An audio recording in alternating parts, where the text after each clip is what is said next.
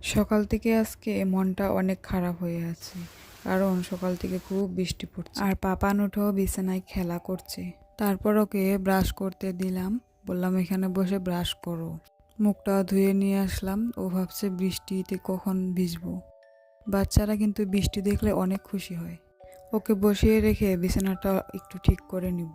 তারপর ওর বাবা দোকানে যাওয়ার জন্য বেরিয়েছে, ও যাবে বলছে। খুব কষ্ট করে ওকে রেখে দিলাম। এদিকে কান্না করছিল, তা ওকে যেতে দিই নেই, কারণ বৃষ্টি পড়ছে। তারপর রাতে ধুয়ে রাখা বাসনগুলো গুছিয়ে নিলাম, আর একটু ভাবলাম জল খেয়ে নেই।